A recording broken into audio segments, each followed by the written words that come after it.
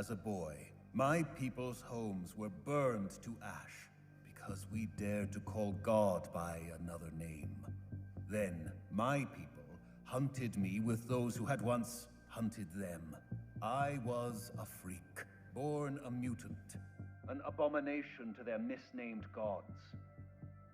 In history's sad song, there is a refrain: believe differently, love differently, be of different sex or skin, and be punished. We sing this song to one another.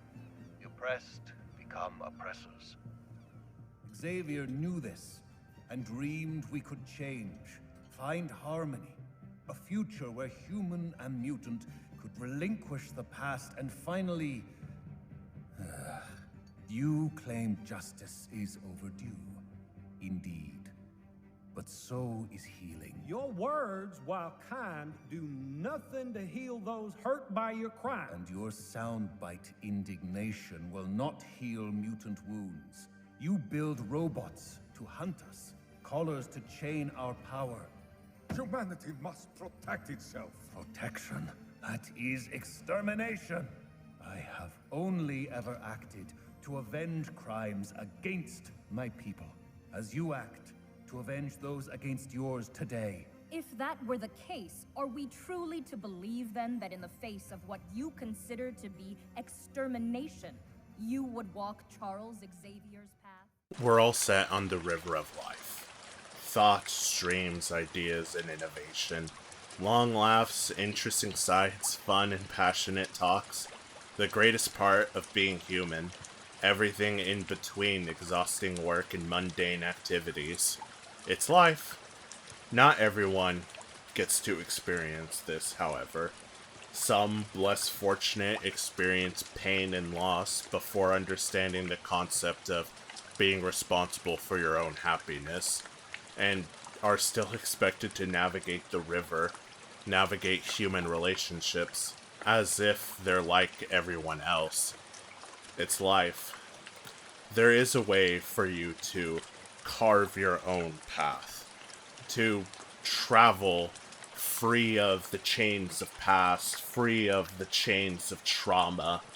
When you're free, you may set out to bring fulfillment to your existence.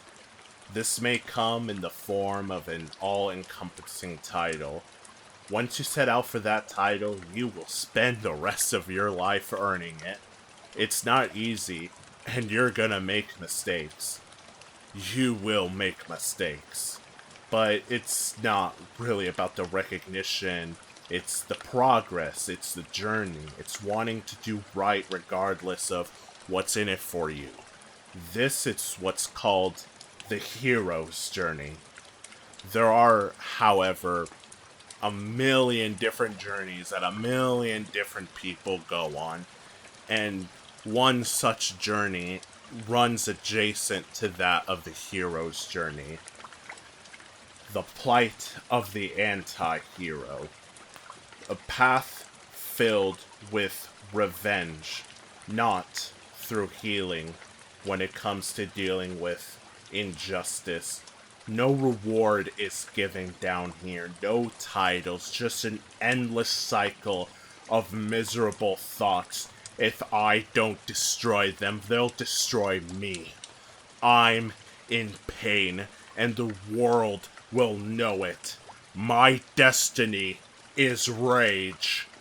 The rage might feel good in the moment. The adrenaline that reminds you you're alive, that your body is alive. But what about your fulfillment? Is devoting your future to the past gonna undo injustice? Live for revenge. You bring more injustice. And that is what you project to the world, and the hostility is gonna burn you out. Especially when you get labeled villain, monster, selfish. And you wanna yell back, selfish? I who have suffered worse than anyone else, when everyone has gotten to live a normal life. That's the tragedy of the anti-hero. You're never free of being a victim. Everyone is out to twist the knife in your heart. destined to go down the river alone, isolated. But what you don't realize is if you can destroy, you can build, you can heal, you may say, I can't have peace, or, in more stubbornly, in other words, the right to be good. This is where you should step back and find a way to be humbled. Add a bit of perspective.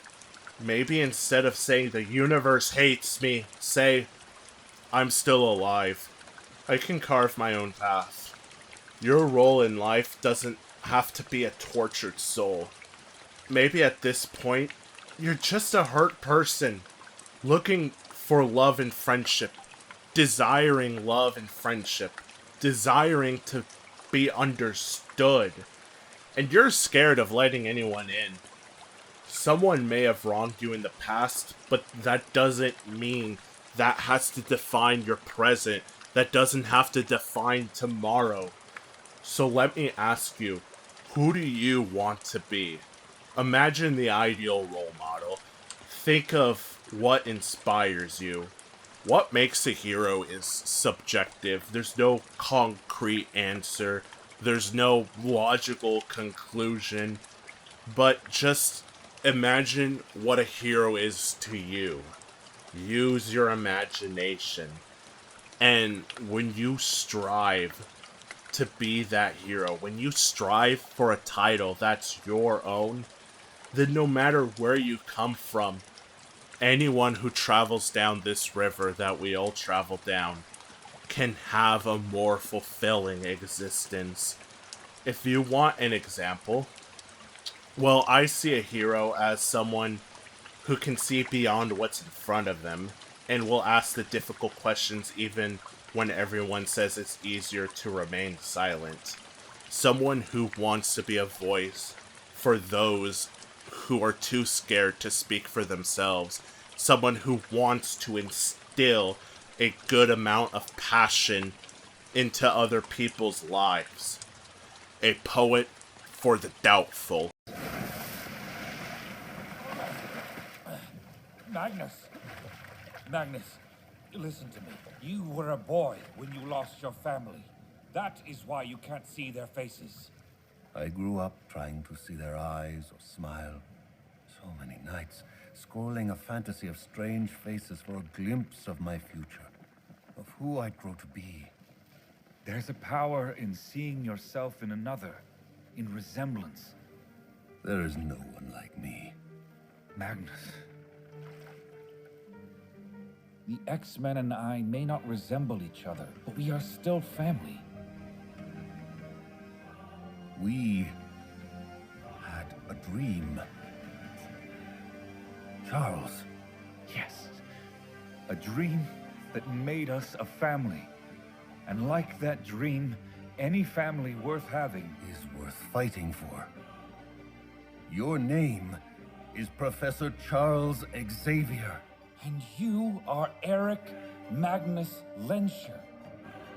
But the man you wished to glimpse as a child, who you were meant to be, who your family leads today, chose another name. Do you remember him, Magnus? Remember what he was meant to do?